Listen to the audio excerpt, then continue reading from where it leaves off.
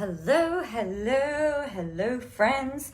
Hope we are all fantastic and amazing. Welcome to Thursday. It is a great day to be great, I think. So, what I think is, I haven't journaled yet today, so I just wanted to have a bit of a conversation. I've got my hair back in, ready for the States. Isn't it interesting? This is what I want to talk about. It's really interesting how different things, hey Amanda, different things make us feel different. You know how when you put on an outfit and you feel really freaking amazing in it? I really like my hair going back in and feeling really amazing. So I'm really loving having my long hair back in. I think it makes me look very suitably different. Anywho, there you go. That's a whole different train of thought. Do the things that make you feel good, right? Because when you feel good, you present differently. When you feel good, you speak differently and all of this kind of thing. So I am really excited, you guys. You may have seen recently that I put up a post around looking for a badass PA based here in Mildura. I had a really fantastic few people message me and email me and all of this kind of thing, and I actually had an interview with one of the ladies today, and I'm very excited. We're going to give her a whirl in a couple of weeks. But one of the things that was really kind of interesting, I think, that came up over this, sorry, I thought somebody was just walking down the hallway. What was really interesting about this conversation is that this lady who you'll get to meet, she's actually the wife of one of my husband's friends. So it's kind of like a really interesting sort of dynamic, I guess. And I've worked with people before who I know, and I've had clients who have been friends and things like that. And usually it's a bit of it's an interesting conversation. And I think the thing that I want to talk to you about today is how important it is to get everything out on the table.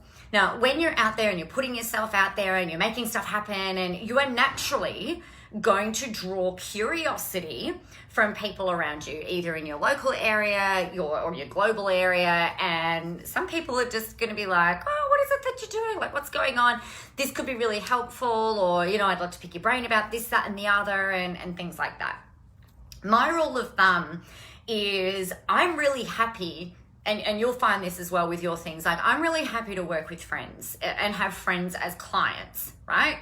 I'm also happy to trial working with friends being an employee and things like that. And I guess one of the reasons why I'm really open to this, and I'll explain the caveats around it, I'm really open to this because sometimes it can be kind of, you don't have to go through so much of a relationship building process, right? If they get who you are, what you're about, what your values are, and what you're passionate about and what you like, then it can be a lot easier for them to kind of sometimes can be easier for them to assimilate into your work environment.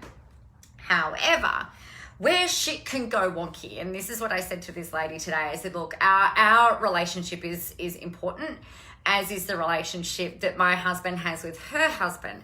And I said, you know, like the thing, if this is going to work, it's got to be very, very clear. And it's actually the same boundary that I have in this type of scenario as if I've got a friend who becomes a client of mine. I have multiple friends become clients of mine, and this is what we do. We say, okay, here's the deal. I don't ever want money to become either money to become an issue or create issues between us, and I don't want work to come in and create issues between us. So if we're going to do this, this is how I like to make it work. Number one, we've got to be really even more open and honest with each other than what we would be with in a normal employee, or like a normal employee relationship, or a normal client mentor relationship, right? So for example, it's like, you know, we've got to be super open, super honest, because the relationship is more important to me than the money you could pay or whatever. Or the money that I pay you, or the work that I need you to do. And then secondly, we've got to have really open and honest communication. So one thing that I said to her today, I've gone all right, so I'm usually pretty up and effervescent and, you know, blah, blah, blah, all of this, that, and the other, but there will be times where you'll be asking me for detail and I'll be like, yep, that's fine. Or, yep, just make that happen. Or, yep, just go do that. And so I said to her, you know, sometimes the response that you get from me might not be this flowery type thing. It's I just need you to do your job, right? And it's really hard. I think it's harder to have that conversation with someone that you know versus someone you don't know. Conversely, there's also an already level of trust there, right? And so if you're having that conversation with someone and saying, look, sometimes I can be a bit short, sharp, and to the point, please understand that like I don't mean it personally. You'll know if I'm being personal, but as a boss, as a manager, as a mentor, like this, sometimes I'm going to say, look, you just need to go and do that. The same way that I'd kick your asses if you tell me that you're going to go and launch a new program, or you're going to run a live event, or you're going to go put a conference on, and then you don't. I'm going to say, dude, what the actual fuck? Like, you've got to go do that. So the way that I also manage this with friends who are clients or people that I hire who I know, it's like we've got to have a work hat, and then we've also got to have a personal hat, right? And the way that I've done this with clients before, I'm like, you know what? I'm super happy talking about the roller derby, or like what your kids are doing, or whatever else, what we might do on the weekend, let's catch up, or like whatever the case might be.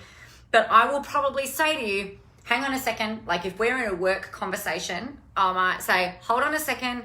Are we finished with the work hat? Are we putting on the personal hat now? Because it's a different dynamic. One of the rules that I put in place for previous friends who have been clients of mine, if we've been in a mentoring call, I'll say, let's hang up. Hey, Sarah, let's actually hang up, and we will redial in and connect with each other in the next call, so that work hat call is finished and done, and personal call is starting and we're clear. And then there's no work conversation that happens in that personal call, and there's no personal conversation really, like other than the normal stuff that would happen in that business conversation. So really clear-cut boundaries. And I found that it's worked really well. But the other really interesting thing, and I think it's really curious, and it kind of makes you go, oh, that's really cute. Hey, Jared. The other thing that I find is really interesting is that the things that people say to us, right? So I threw out a challenge to our business badassery people, and you guys can pick this up. I think it's a really important thing to do. Go out and ask people what they think are your strengths. How would they describe you? What positive words do they use to describe you? And when we get told that, oh, you're really inspiring, I really love what you're doing, there's no one else out there like you, it can kind of be a little like, oh, thanks. I've had people say, even in, like my roller derby friends, like, oh, you're going on this national tour, that's really exciting, or you're going to the States, you're doing this. I'm like, yeah, it's really good. And I really kind of play it down. It's so curious, because to me, that's like personal hat mode, right? It's not about trying to downplay the success that we've had, or the work that we do, and the things that are amazing, but it just kind of, it's like, it's not a work scenario, and I don't want that to skew the personal relationship side.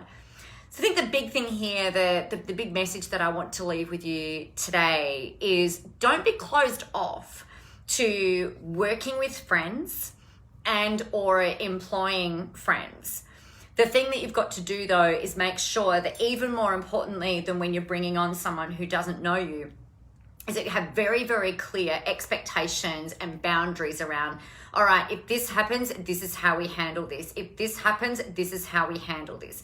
We can't take things, like it's really easy in those types of relationships to take things personally, and we've got to remember that we don't do that. And then have that work hat mode and have personal hat mode. And like I literally, even if I'm in person with someone, I'll be like, okay, work hat, and then okay, personal hat, and actually make the motion and make that movement. Hey, Dad. What a great name for a TV show. Hey, Dad. So that you've got the ability to be able to have those open and honest and frank conversations.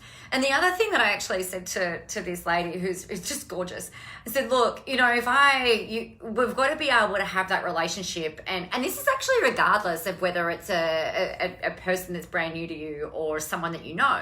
It's like if something is annoying you, or if something's pissing you off, or if there's something that's, about the way that I communicate, then I need you to let me know, right? That we need things to be working fluidly and in cohesion versus any sort of like, we don't want any kind of like, not power struggle, but what, locking of horns isn't going to work.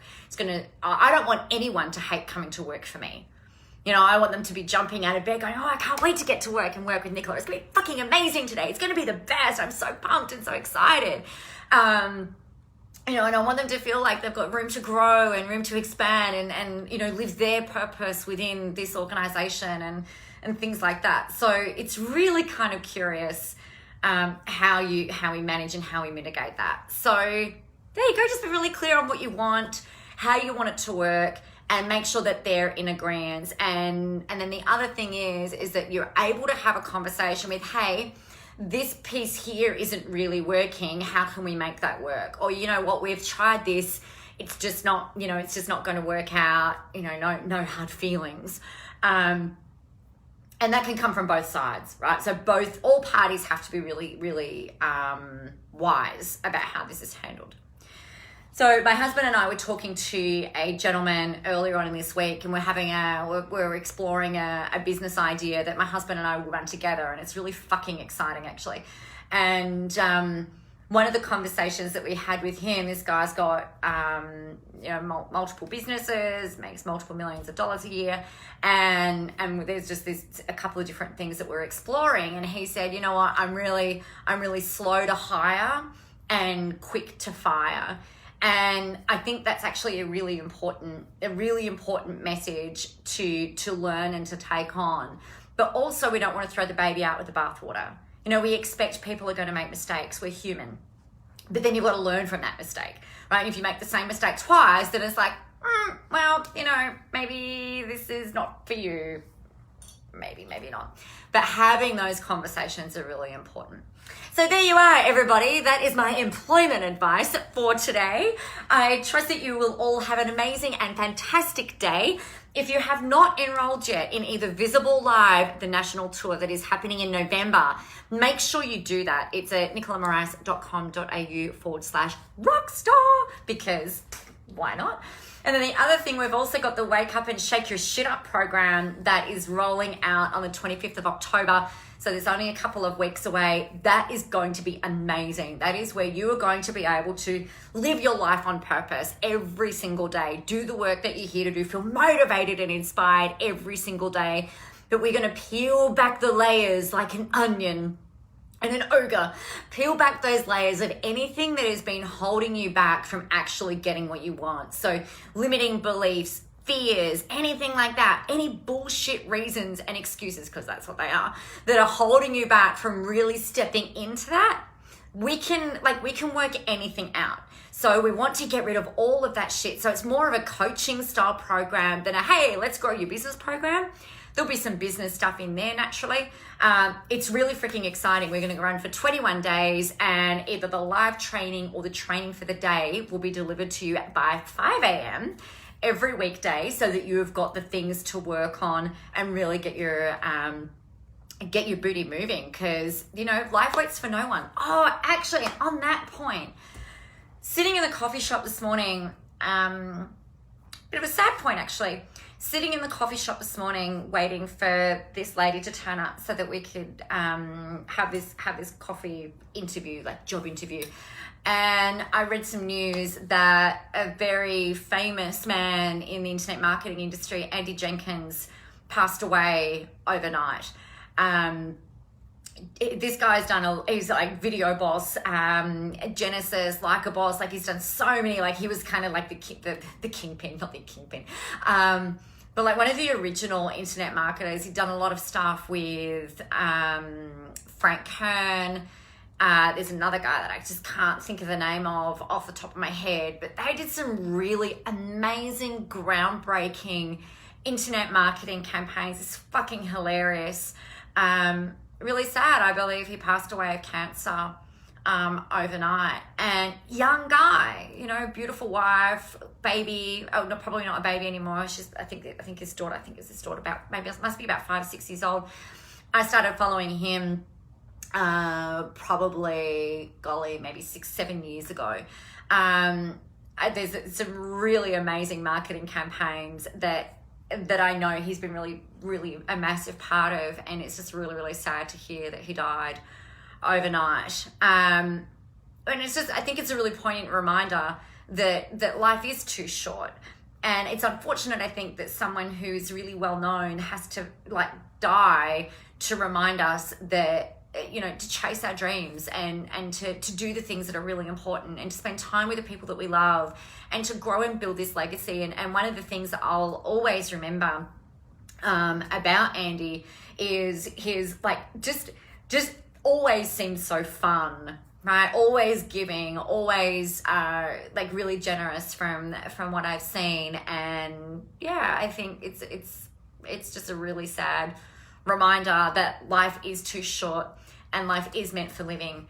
And, you know, we've just got to take life by the balls, babe, and make shit happen, because life waits for no one. And you blink and 10 years have gone past, and you blink and another 10 years have gone past. And I think from all the research that I've done, the people that I've spoken to, people who are, you know, more mature in age, not necessarily in attitude, you know, the regrets that people have, that they didn't take the chance, that they didn't just try, that they didn't go all in, that they didn't get out of their own way, that they allowed their bullshit to stop them and hold them back from getting what it is that they want.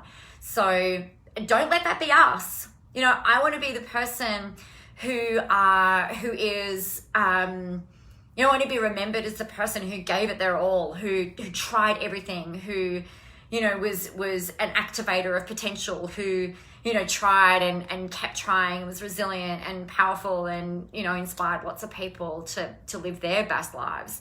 But most of all, I think I want to show my kids that, you know, that there is no such thing as fear.